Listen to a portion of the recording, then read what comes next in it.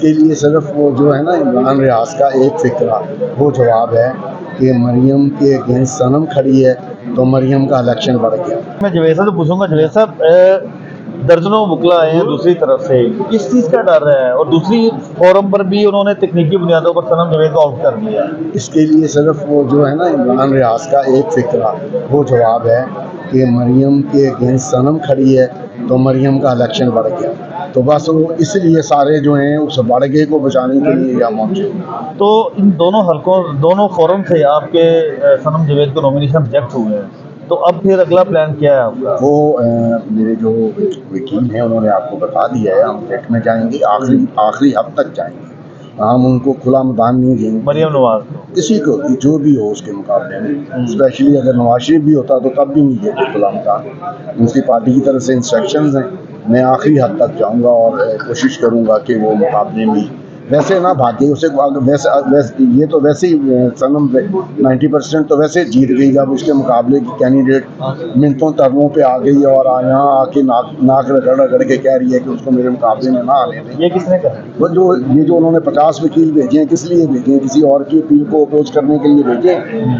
اس کی اپیل کو اگر اپوز کرنے کے لیے بھیجے ہیں تو اس کا مطلب یہی ہے نا کہ وہ یہ چاہتے ہیں کہ صنم سے مقابلہ نہ ہو، تو ہم اس مقابلے میں لے کے جائیں گے، باقی نہیں۔ اور ہم نے یہ بھی دیکھا ہے کہ جیسے عدالتی فیصلہ آیا تو وکلا مبارکبادیں بھی دے رہے تھے فون پر۔ ڈیفینیٹلی ان کے لیے بہت بڑی خبر ہے، اور ان کا جو مستقبل کی سی ایم ہے یا مستقبل کی جو پی ایم کی امیدوار ہے، اس کو جو عبرت ناک شکست ہونے جا رہی تھی اس سے وہ سمجھ رہے ہیں کہ وہ بچ گئے ہیں، ایسا ہوگا نہیں انشاءاللہ، ہم اس کے مقابلے میں رہیں گے۔ اچھا، یہ جو جوائنٹ اکاؤنٹ والا جو آبجیکشن آیا ہے، یہ آپ کے نالج میں نہیں تھا جب نامینیشن آپ جمع کروا رہے؟ نہیں، ہمارے نالج میں تھا مگر یہ ہیومنلی پاسبل نہیں تھا، اور اس نامینیشن پیپر پہ یہ پرویژن موجود تھی کہ ہم جو آلریڈی ایگزسٹنگ اکاؤنٹ ہے اس کو استعمال کر سکتے ہیں۔ یہ اکاؤنٹ سوللی صنم کا ہے اور اس کو میں یا صنم سنگلی آپریٹ کر سکتے ہیں۔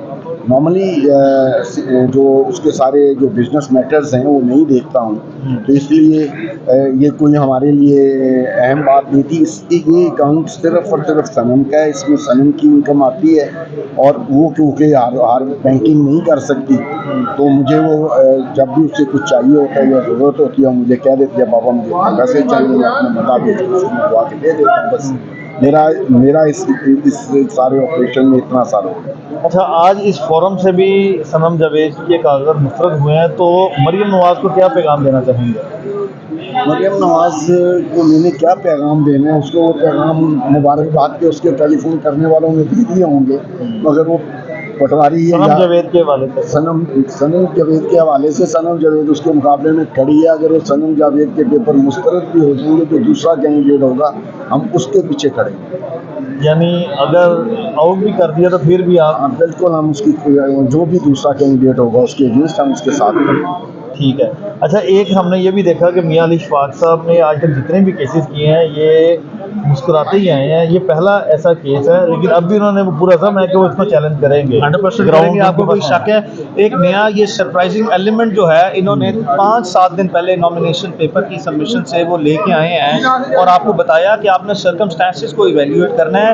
دس is not a surprise, this is a mailer ID of law لا۔ آپ کو میں نے پورا سینیریو پریزنٹ کیا کہ پاکستان میں 400-500 کے قریب جو امیدواران ہیں جن کو پوٹینشیل امیدواران ہم کنسیڈر کر سکتے ہیں کینڈیڈیٹس، ان کے نامینیشن پیپر کی ریجیکشن کی بیسس بنانے کے لیے یہ ایک باریک واردات ہم نے لے کے آئے ہیں، which we believe is ultra vires of the law and the constitution۔ اس کو right away the moment we are now in knowledge of such situation، ہم اس کو right away اس کو چیلنج کرنے جا رہے ہیں اور اس کو انشاءاللہ ہم 100% set aside بھی کرائیں گے۔ اور